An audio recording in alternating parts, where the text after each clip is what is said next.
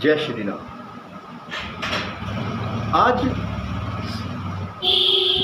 खाटू वाले श्याम के जन्मोत्सव का पर्व।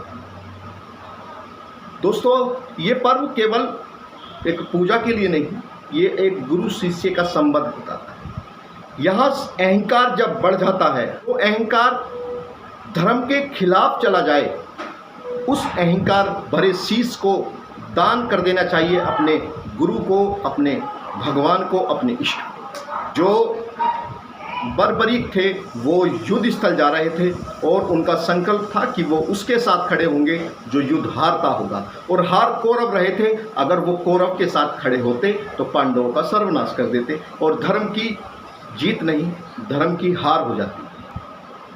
तो दोस्तों, किसी ने कहा है कि जो गुरुदेव होते हैं अपने शिष्य का हमेशा भला चाहते हैं। एक गुरु ही होते हैं जो अपने शिष्य को अपने से आगे निकलता देखना चाहते हैं, वरना हर कोई अपने से नीचे ही रखना चाहता है।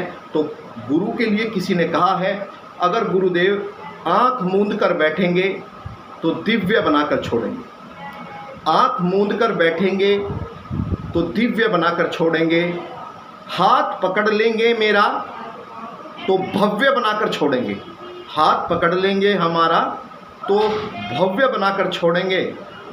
अगर गुरु हो मिट्टी के तो भी ध्यान रखना, अगर गुरु हो मिट्टी के तो भी ध्यान रखना, इस विश्व विजेता एकलव्य बनाकर छोड़ेंगे। ये गुरुदेव, मैं अपने सभी गुरुजनों को, मैं उनके चरणों में वंदन करता हूँ और मैं अपने गुरुओं से प्रार्थना करता हूँ कि गुरुदेव, मेरे अंदर अगर कभी भी अहंकार आए तो आप उस अहंकार का निस्तारण कर देना, उस अहंकार को ख़त्म कर देना। मुझे कभी ऐसा कोई कार्य मत करने देना जिससे मेरे गुरुजनों का, मेरे बड़ों का, मेरे माता पिता का, किसी का भी नाम बंदा हो। और मेरे गलत रास्ते पर चलने से पहले आप मुझे उनका मार्गदर्शन करना, मैं ऐसा अपने गुरुजनों से मैं प्रार्थना करता हूँ। आप सभी देशवासियों को कार्तिक मास की शुक्ल पक्ष की एकादशी उपवास की हार्दिक शुभकामनाएं।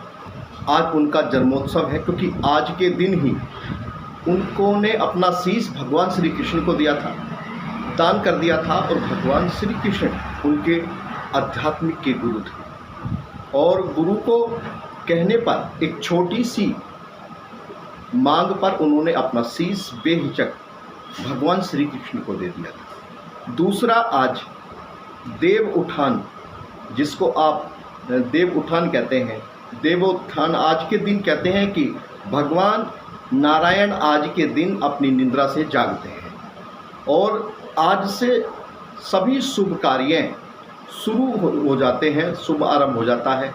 कुछ दिन बाद आज से सभी गंगा स्नान होगा, कहते हैं कि देव स्नान किया जाता है। उस दिन भगवान सभी अपने देवी पितरों के नाम से गंगा में स्नान करते हैं और उनसे प्रार्थना करते हैं कि इस जग में, इस सृष्टि में कल्याण करें। सभी इष्ट देवी देवताओं को वास भी तभी हो पाता है जब देवी पितर हमारे घरों में स्थापित रहते हैं। हम लोग आज भगवान श्री कृष्ण के परम शिष्य के जन्मोत्सव को मनाने जा रहे हैं। लेकिन दोस्तों, जो भगवान श्री कृष्ण खुद जिसको सेवा किया करते थे, पूजा किया करते थे, पूजा अर्चना किया करते थे, उसको खिलाने के बाद ही अन्न ग्रहण करते थे, उसी को सबसे पहले जल पिलाते थे, उसके बाद जलपान करते थे, हम उस चीज़ को आज भूल बैठे हैं। अगर हमें सच में ये पर्व मनाना है, हम सच में श्री कृष्ण के खाटू श्याम के व्रत रखते हैं, उनकी सेवा करते हैं, उनकी पूजा करते हैं, लड्डू गोपाल को पूजते हैं, तो हमें सबसे पहले अगर भगवान की कृपा चाहिए तो गौ माता की सेवा करनी होगी।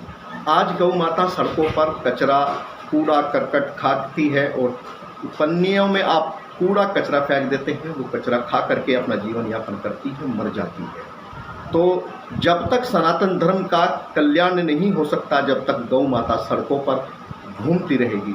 सड़कों पर घूमने वाली गौ माताओं की आज जो दुर्दशा है वो किसी सरकार या किसी के कारण नहीं है, वो हमारे कारण है, क्योंकि उसका दूध, उसका घी, उसका दही, मट्ठा और मलाई, पनीर इत्यादि हम सब खाते हैं। उसके गोबर से भी ईंधन बनाते हैं जिसे घर में चूल्हे में प्रयोग किया जाता है, जिसे आप उपला कहते हैं।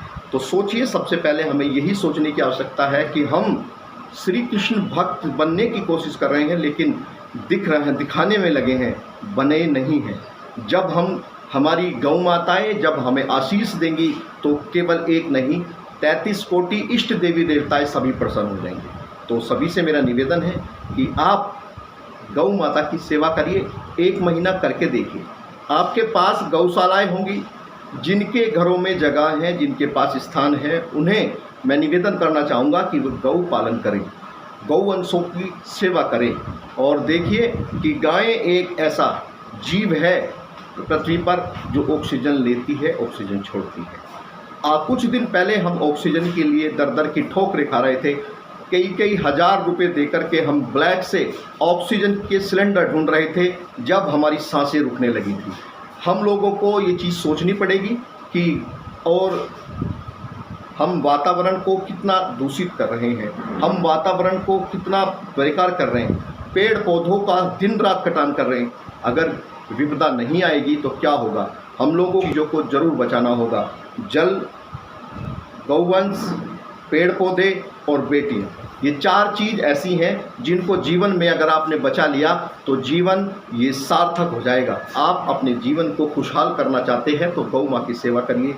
आपके पास गौशालाएँ होंगी, गौशालाएँ ना हों तो आपके आसपास ऐसे बहुत से कम बुद्धिजीवियों ने गाय माता को जब दूध देना बंद कर दिया है तो सड़कों पर खुली छोड़ दी हैं। उन्हें कहते हैं कि ये अनाथ हैं। अनाथ ये नहीं हैं, अनाथ तुम हो चुके हो, क्योंकि आज गौ माता सड़कों पर धक्के खाती फिर रही है, उसकी आंखों में आंसू हैं। वो भगवान श्री कृष्ण को कहती होगी कि भगवान, आप मुझे ईश्वर होने के बाद भी आप मेरी सेवा करते थे, लेकिन इसी हिंदुस्तान के लोग जिसको आपने बनाया, उसी हिंदुस्तान के लोग आज मुझे 2 रोटी देने से भी परहेज कर रहे हैं, मेरी रोटी भी खुद खा जाते हैं।